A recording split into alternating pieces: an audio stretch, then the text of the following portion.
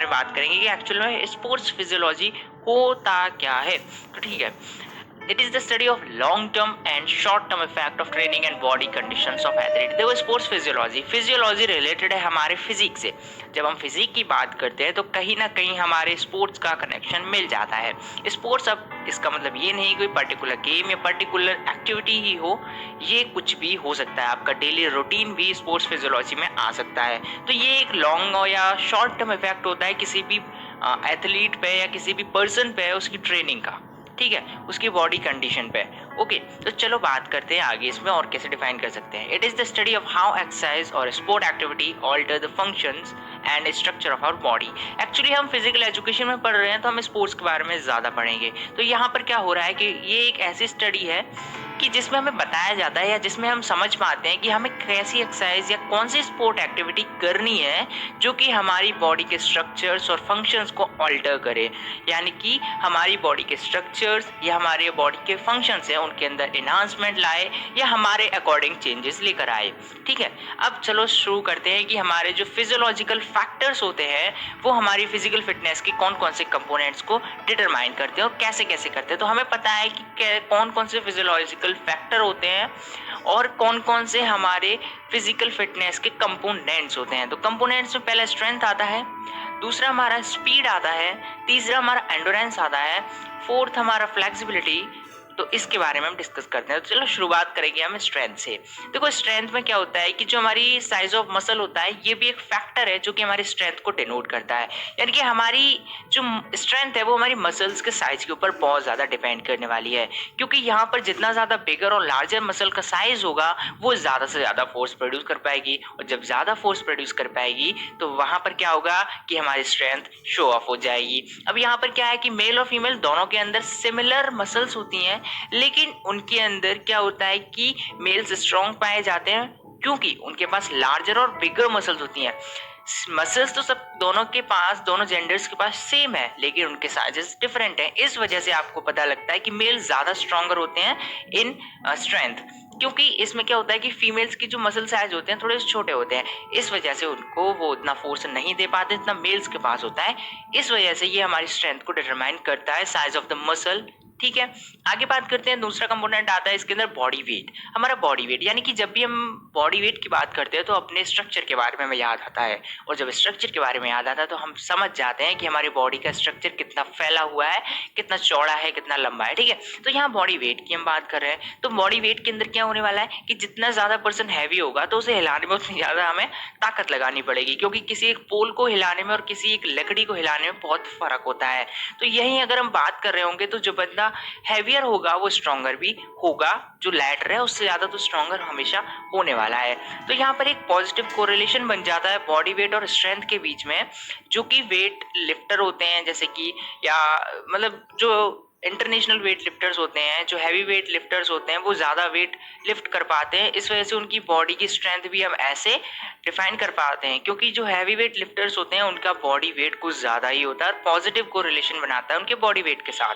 ठीक है, जो थर्ड फैक्टर अफेक्ट करता है वो है मसल कंपोजिशन, यानी कि हमारे मसल्स में कौन कौन से कंपोनेंट्स आ रहे हैं और कैसे कैसे फाइबर्स वहाँ वर्क कर रहे हैं। तो हर मसल के पास दो तरह के फाइबर्स होते हैं, फास्ट ट्विच फाइबर जिनमें व्हाइट फाइबर्स हमें बोलते हैं, और रेड ट्विच फाइबर जिनमें रेड फाइबर्स हम उन्हें बोल देते हैं, सॉरी स्लो ट्विच फाइबर्स जिन्हें हम रेड फाइबर्स बोल देते हैं। तो जो फास्ट ट्विच फाइबर्स होते हैं वो कैपेबल होते हैं जल्दी से कॉन्ट्रैक्ट होने पर, और वो ज़्यादा फोर्स भी प्रोड्यूस करते हैं। लेकिन स्लो ट्विच फाइबर की बात करें तो वो कॉन्ट्रैक्ट फास्ट नहीं होते हैं, धीरे धीरे होते हैं, और वो बहुत देर में या बहुत लॉन्गर ड्यूरेशन के बाद वो कॉन्ट्रैक्ट होते हैं कि अपनी सिमिलर पोजीशन में दोबारा से आ पाते हैं। तो इसमें क्या होता है कि जो फास्ट ट्विच फाइबर्स होते हैं ना वो जेनेटिकली आपको मिले होते हैं, या स्लो ट्विच फाइबर होते हैं वो भी आपको जेनेटिकली मिले होते हैं, लेकिन इन्हें हम चेंज नहीं कर सकते हैं ये, लेकिन आपके स्ट्रेंथ को डिटरमाइन करते हैं, क्योंकि जहाँ पर फास्ट ट्विच फाइबर ज़्यादा होंगे, यानी कि जो भी हमारे वाइट फाइबर्स में ज़्यादा होंगे वह फोर्स भी आप ज़्यादा प्रोड्यूस कर पाएंगे। ठीक है, अब बात करें intensity of the nerve impulses की।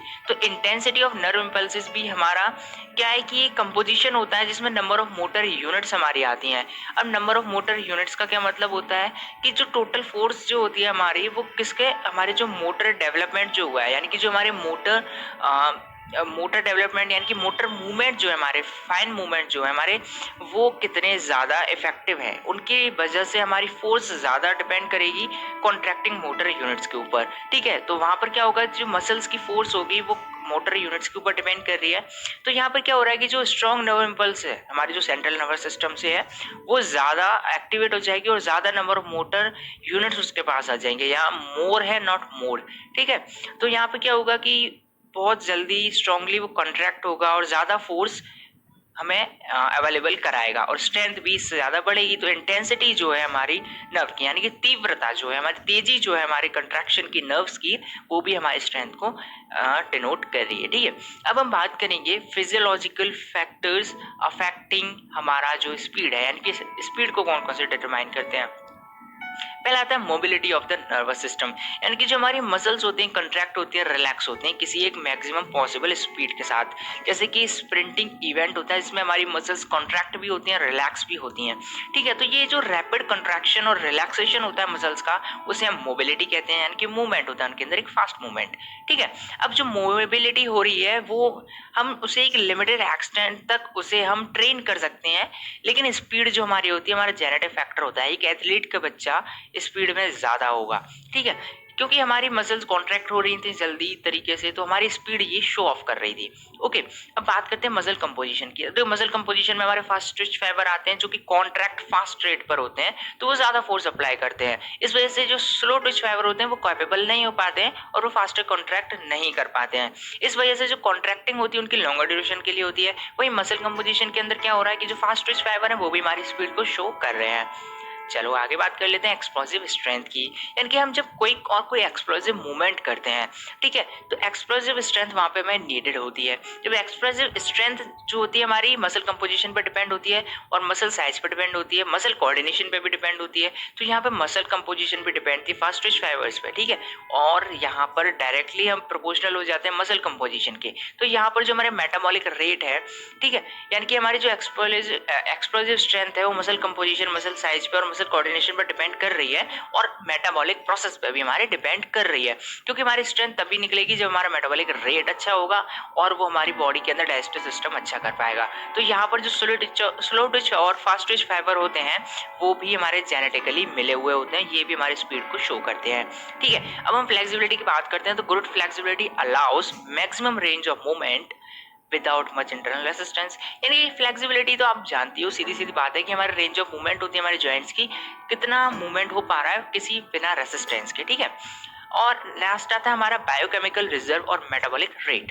बायोकेमिकल रिजर्व और मेटाबॉलिक रेट के बारे में बात करें तो हम जब मैक्सिमम स्पीड परफॉर्मेंस चाहिए होती है तो हमें बहुत ज़्यादा एनर्जी की और हायर रेट की कंजप्शन पे ज़रूरत पड़ती है। तो वहीं जो हमारे एटीपी और सीपी होता है, ठीक है, सीपी हमारा क्रेटाइन फॉस्फेट होता है और हमारा एटीपी होता है एडेनोसाइन ट्राइफॉस्फेट होता है। ठीक है, तो ये क्या होता है कि इन दोनों की जरूरत पड़ती है जो हमारे मसल्स के अंदर इनफ अमाउंट में स्टोर होने चाहिए। तो एटीपी और सीपी जब स्टोर होंगे तो मसल्स लेस कॉन्ट्रैक्ट करेंगी, यानी कि जो लेस कॉन्ट्रैक्टिंग मसल्स है उनके अंदर एटीपी और सीपी जब स्टोर होंगे तो क्या होगा कि मसल का कॉन्ट्रैक्शन क्या हो जाएगा, इनसफिशिएंट एनर्जी सप्लाई की वजह से स्लो हो जाएगा। इस वजह से स्लो शॉर्ट टाइम और एनर्जी सप्लाई दोनों ही हमारे मेटाबॉलिक पावर को अफेक्ट करेंगे जो एंजाइम्स वहाँ क्रिएटेड हो रहे थे। इस वजह से हमारी स्पीड पे भी इसका फैक्टर का इफेक्ट पड़ेगा और ये हमारी स्पीड को शो कर रहा है फिर से। अब हम बात करेंगे एंडोरेंस के बारे में। तो एंडोरेंस के बारे में बात करेंगे तो पहला हमारा एरोबिक कैपेसिटी आता है, यानी कि एरोबिक कैपेसिटी का मतलब होता है कि हाँ हम कोई एक्टिविटी परफॉर्म कर रहे हैं कंटिन्यूअसली जिसमें हमारी जो एनर्जी है मसल्स के द्वारा जो हमें चाहिए एनर्जी वो हम ऑक्सीजन की प्रेजेंस में और सप्लाई हो रही है वो जितने सफिशिएंट अमाउंट में हमें चाहिए। तो द एबिलिटी ऑफ ऑर्गेनिज्म, ये फिर से मिसप्रिंट हो गया, ऑर्गेनिज्म है, to maintain adequate supply of zero of to the working muscle for energy liberation is important for endurance performance. यानी कि क्या है, जब एरोबिक कैपेसिटी की बात करते हैं तो किसी भी ऑर्गेनिज्म की एक कैपेसिटी होती है कि O2 यानी कि ऑक्सीजन, जब ऑक्सीजन का जो सप्लाई हो रहा है वो वर्किंग मसल्स तक कैसा जा रहा है, ठीक है, यानी कि एडिक्वेट सप्लाई वहां पर होनी चाहिए, सफिशिएंट सप्लाई वहां पे होनी चाहिए, ठीक है। तो अब यहाँ पे ये डिपेंड करता है ऑक्सीजन इनटेक पे, ऑक्सीजन ट्रांसपोर्ट पे, ऑक्सीजन अपटेक पे और एनर्जी रिजर्व पे। ऑक्सीजन इनटेक यानी कि हम कितने अमाउंट में ऑक्सीजन ले रहे हैं, साथ में ऑक्सीजन को कैसे ट्रांसपोर्ट कर रही है हमारी बॉडी टिश्यूज तक, ब्लड तक, साथ में हम ऑक्सीजन को कैसे बाहर लाने की कोशिश कर रहे हैं, कैसे उसे यूज कर रहे हैं, साथ में हमारे पास कैसी एनर्जी उसके थ्रू आ रही है। तो ये एरोबिक कैपेसिटी के अंदर वर्क करता है। आगे बात करना लैक्टिक एसिड टॉलरेंस के बारे में, तो जो हमारी बॉडी में जब हम ज्यादा मूवमेंट करते हैं, ज्यादा एक्टिविटी करते हैं, जैसे कि हम रनिंग करते हैं, तो हमें फील होता है कि हमारे पैरों में थोड़ा सा पेन हो रहा है, यानी कि ऐसा लगता है जैसे पैर थोड़े से भर से गए हैं। तो वो क्यों कि वहां पर लैक्टिक एसिड रिलीज होने लगता है।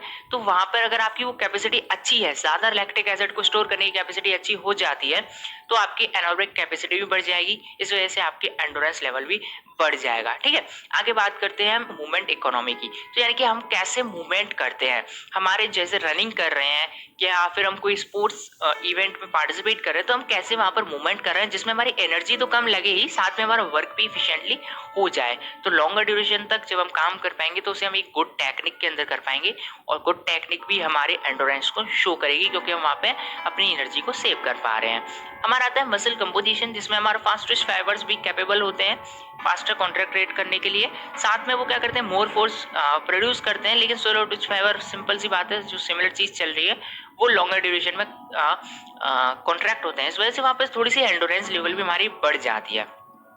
अब हम बात करेंगे फ्लेक्सिबिलिटी की, तो फ्लेक्सिबिलिटी में एक मसल स्ट्रेंथ आता है, यानी कि हमारी मसल में कितनी स्ट्रेंथ है, कितने लिमिट तक वो स्ट्रेच हो पा रही है, कितने लिमिट तक उसके जो एक्सटर्नल फोर्स को वो झेल पा रही है, उसे हम कहेंगे मसल स्ट्रेंथ। साथ में जॉइंट स्ट्रक्चर, हमारे स्ट्रक्चर कैसा है जॉइंट्स का, ह्यूमन बॉडी के अंदर कई सारे स्ट्रक्चर पाए जाते हैं, उसी में हमारा कैसा स्ट्रक्चर है बॉडी के अंदर, कितनी उसकी रेंज है मोशन की, ठीक है। तो ये सारी चीजें हमारी डिपेंड करता है फ्लेक्सिबिलिटी के ऊपर, ठीक है। इसके बाद जैसे कि जॉइंट स्ट्रक्चर में अगर हम बात करें, तो कोई सॉकेट्स जो हमारे होते हैं हमारी बोन्स के बीच में, लेगामेंट जो होते हैं, इनके बीच में जो फ्लेक्सिबिलिटी होती है वो जॉइंट स्ट्रक्चर्स पर डिपेंड करती है। साथ में एज और जेंडर पे भी ये डिपेंडेबल होती है, क्योंकि फ्लेक्सिबिलिटी क्या होता है कि हमारी जब एज बढ़ती है तो हमारी फ्लेक्सिबिलिटी कम हो जाती है, ठीक है, क्योंकि वहाँ पे ह्यूमन बॉडी ट्रेनेबल अगर है तो वहाँ फ्लेक्सिबिलिटी हम बढ़ा सकते हैं, लेकिन अगर ट्रेनेबल नहीं है तो हम फ्लेक्सिबिलिटी नहीं बढ़ा सकते हैं।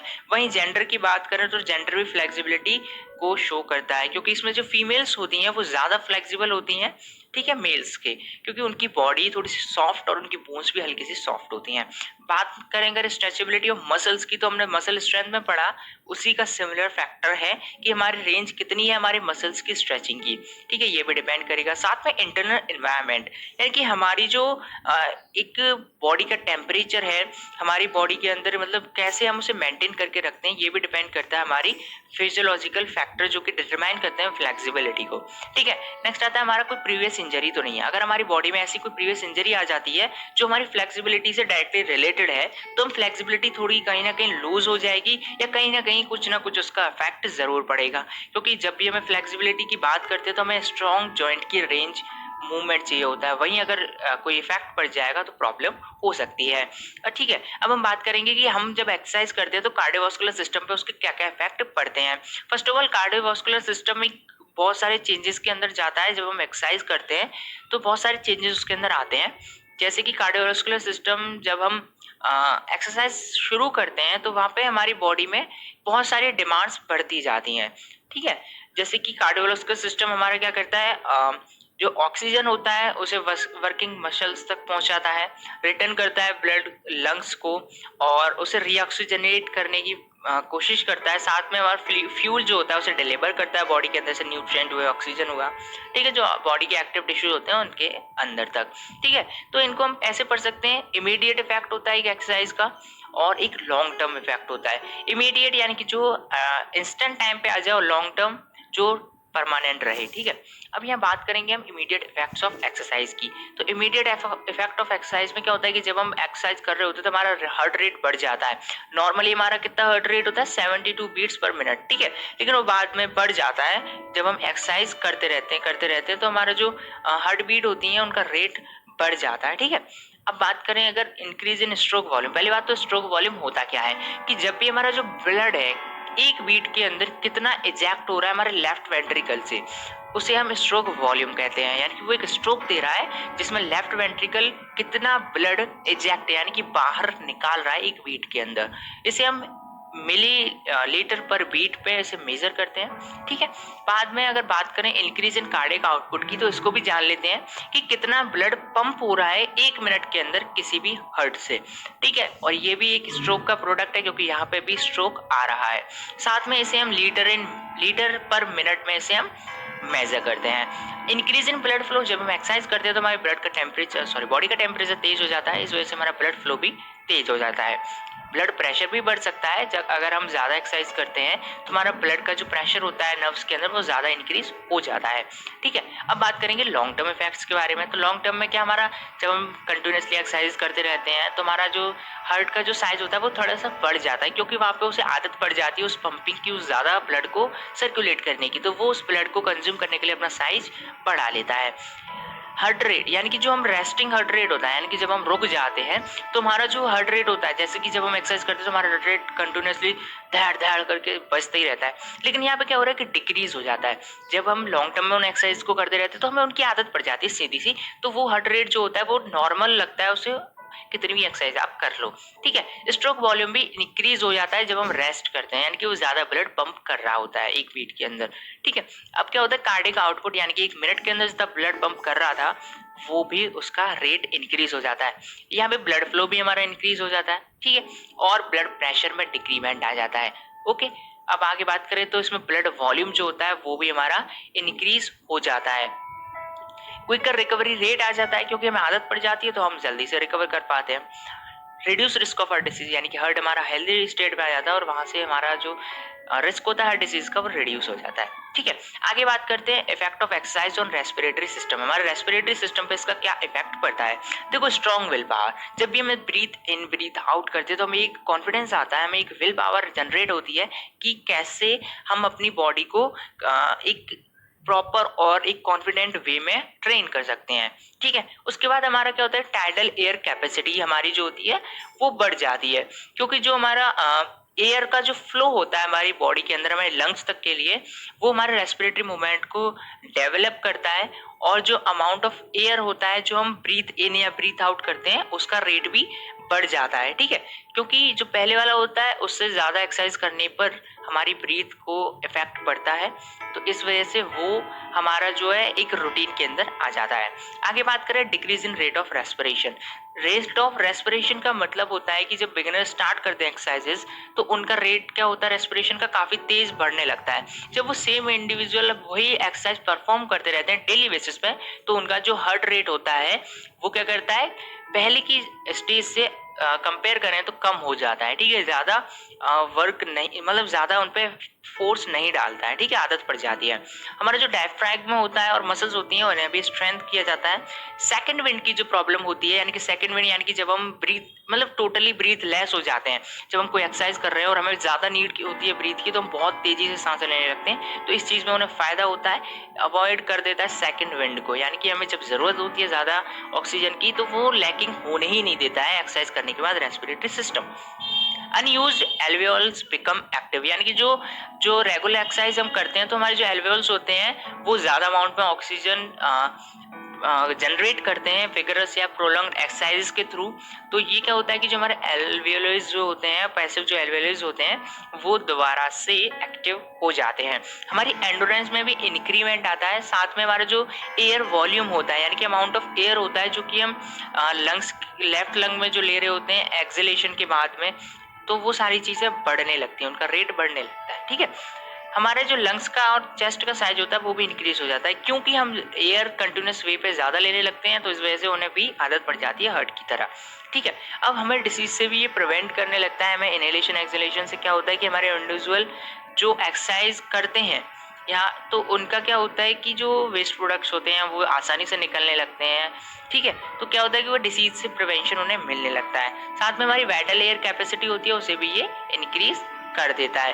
ठीक है, अब चलो आगे बात कर लेते हैं हम मस्कुलर सिस्टम में इसका क्या इफेक्ट पड़ता है। हमारे मसल्स के शेप और साइज में इसका इफेक्ट पड़ता है सीधा सीधा सा। Formation of more capillaries, capillaries more हो जाती हैं, ज्यादा बनने लगती हैं। मसल क्या होता है, एक टोन पोजीशन में एक अच्छे से स्ट्रक्चर में रहता है। साथ में हमारा एक्स्ट्रा फैट जो होता है उसे हम कंट्रोल कर पाते हैं। हमारे जो कनेक्टिव टिश्यूज होते हैं उन्हें हम चेंज कर पाते हैं, यानी कि उनकी जो एक्टिविटी होती है वो बहुत ज्यादा अच्छी होने लगती है। ठीक है, आगे बात करते हैं efficiency in the movement of muscles. Muscles की जो मूवमेंट होती है उनके अंदर एफिशिएंसी आने लगती है। फटीग को डीले कर देते हैं हम, मस्कुलर स्ट्रेंथ यानी कि एंड्योरेंस बढ़ जाती है। आगे हमारा जो फूड स्टोरेज होता है वो भी हमारा बढ़ जाता है बॉडी के अंदर, और हमारी जो एक्सरसाइज और इसके जो हेल्थ बेनिफिट्स होते हैं वो भी हमें मिलने लगते हैं। नॉन फंक्शनिंग फाइबर जो होते हैं वो भी एक्टिव हो जाते हैं। साथ में बॉडी पोस्चर हमारा करेक्ट रहता है, जब एक्सरसाइज करते हैं तो हमारा बॉडी पोस्चर भी हमारा करेक्ट हो जाता है।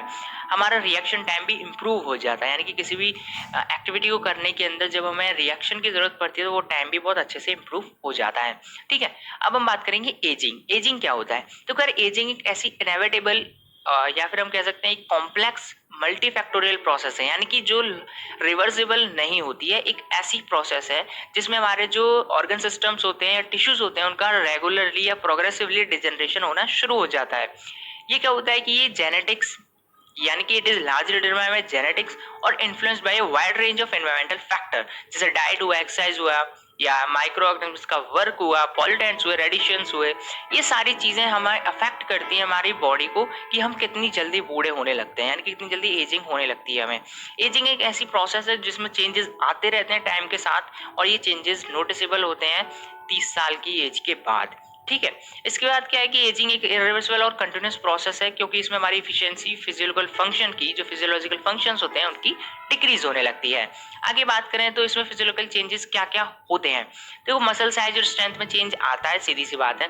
मेटाबॉलिज्म यानी कि हमारा जो पाचन क्रिया होती है उसके अंदर चेंज आता है। लोगों को बहुत देर में टॉयलेट आती है, या उनके जो वेस्ट प्रोडक्ट्स होते हैं वो लेट निकलते हैं। बॉडी कंपोजिशन में भी हमारा जो बॉडी का न्यूट्रिएंट्स होते हैं, ऑक्सीजन होता है, वो थोड़ी सी कम होने लगती है। ठीक है, बोन डेंसिटी, बोन्स वीक हो जाती है, वहाँ पे हमारे कैल्शियम की प्रॉब्लम हो जाती है। रेस्पिरेटरी सिस्टम में भी चेंज आने लगता है, ब्रीथ प्रॉब्लम होने लगती है। साथ में कार्डियोवास्कुलर सिस्टम भी वर्क अच्छे से नहीं करता है। नर्वस सिस्टम भी ऐसे ही प्रॉब्लम क्रिएट करने लगता है। और जो हमारे गैस्ट्रो इंटेस्टिनल जो सिस्टम होता है वो भी वर्क करने लगता है, क्योंकि हमारी जब एज बढ़ती है तो वहाँ पे क्या होता है कि हाइड्रोक्लोरिक एसिड का प्रोडक्शन डिक्रीज हो जाता है, रिडक्शन उसके अंदर आ जाता है। तो जो डाइजेस्टिव एंजाइम्स होते हैं, जो सलाइवा होता है हमारी माउथ के अंदर, वो चेंजेस होने लगते हैं। इस वजह से हमारे स्टमक को एम्पटी होने में थोड़ा सा टाइम लगता है, या कुछ स्वेलिंग वगैरह आ जाती है हमारी बॉडी पर। ठीक है, या फिर हमारा जो एब्जॉर्प्शन और फूड होता है वो भी थोड़ा सा कम हो जाता है। ठीक है, इसके बाद यूरिनरी सिस्टम, वही सूसू वाला प्रॉब्लम हो जाता है भैया। इसके बाद क्या करते हैं, change in flexibility. Flexibility automatically, क्योंकि बोन्स वीक हो गई तो फ्लेक्सिबिलिटी डिक्रीज तो होनी ही है। सेंसेस में चेंज आ जाता है, जैसे टेस्ट है, विजन है, हियरिंग है। ठीक है, ये सारे जो चेंज, जो भी स्मेलिंग है, ये जो सेंसेस होते हैं इनके अंदर भी चेंज आ जाता है। कम दिखने लगता है, कम सुनाई देने लगता है, टेस्ट थोड़ा कम आता है, स्मेल भी नहीं आने लगती है प्रॉपर। ठीक है, अब